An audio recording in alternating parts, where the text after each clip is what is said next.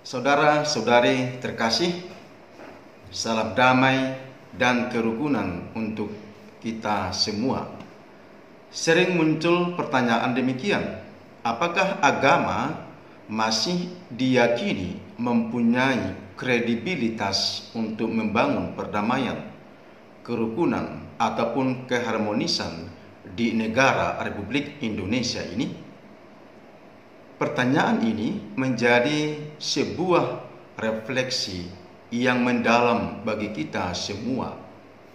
Bagi orang optimis akan menjawab bahwa agama masih diyakini menjadi garda terdepan untuk menciptakan perdamaian.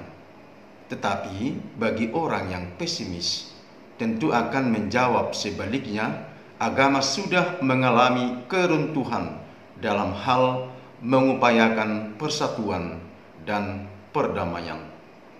Alasan yang dilambungkan ialah bahwa masih ada tokoh-tokoh agama yang memberikan pengajaran melenceng dari originalitas ajaran agama itu sendiri. Masih ada tokoh agama yang memberikan pengajaran dan menanamkan kebencian dalam diri umatnya, dan kebencian itu diarahkan kepada mereka yang berbeda agama dengan pemeluk agamanya sendiri. Dan kemudian juga masih ada tokoh agama yang memakai rumah ibadah bukan untuk mewartakan hal-hal yang baik, tetapi justru sebaliknya mewartakan hal-hal yang bertentangan dengan nilai kemanusiaan dan keagamaan. Itulah yang menjadi tantangan kita saat ini.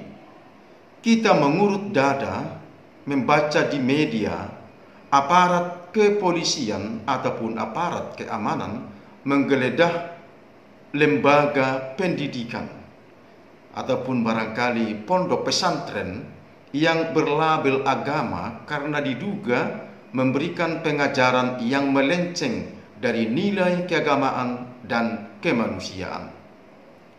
Fakta mengatakan di medsos berseliweran akun-akun atau channel-channel yang beratasnamakan agama tetapi isinya menghujat agama lain, dan di dalamnya ada juga tokoh agama yang semestinya menyampaikan nilai persaudaraan, tetapi justru yang dia berikan adalah nilai yang mengarah kepada perpecahan. Karena itu setiap tokoh agama, baik itu tokoh agama Muslim, Protestan, Katolik, Buddha, Hindu, dan Konghucu harus menyadari panggilan jiwa mereka, menyadari spiritualitas mereka yang satu adalah menanamkan nilai-nilai positif untuk membangun kesatuan, perdamaian, dan persaudaraan. Satu hal lain yang penting ialah dalam diri setiap agama harus ada otoritas yang berwenang untuk menilai, memverifikasi suatu pengajaran, suatu dakwah, suatu khotbah atau seminar. Apakah sudah sesuai dengan pedoman, kaidah, sumber yang valid? Harus ada otoritas yang berwenang memberikan penilaian, dan kalau ditemukan suatu ajaran atau dakwah atau khotbah atau ibadah yang menyimpang, yang menyeleweng, maka pihak otoritas yang berwenang itu harus berani memberi sanksi, mulai dari sanksi yang ringan sampai dengan sanksi yang berat. Bukan justru membela dan melakukan pembiaran.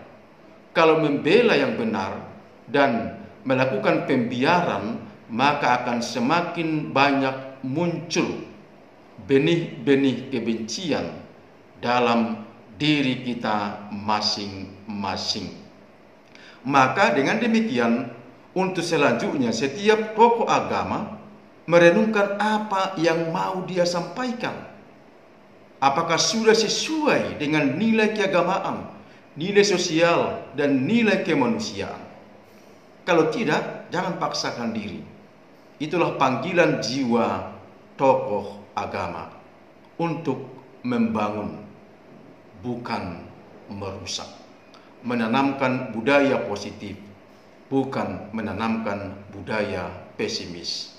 Kalau ini terwujud, saudara-saudari, sebangsa dan setanah air, maka kita yakin dan kita sepakat agama yang notabene tidak terpisahkan dengan tokoh agama dan jemaatnya masih diyakini menjadi garda terdepan untuk mewujudkan perdamaian, persaudaraan, saling menghargai, saling menerima, dan saling menghormati. Karena itulah betapa indahnya hidup damai dan penuh dengan kasih persaudaraan. Aku cinta Indonesia. Aku bangga menjadi bagian dari Indonesia. Salam kerukunan dan Tuhan memberkati kita semua.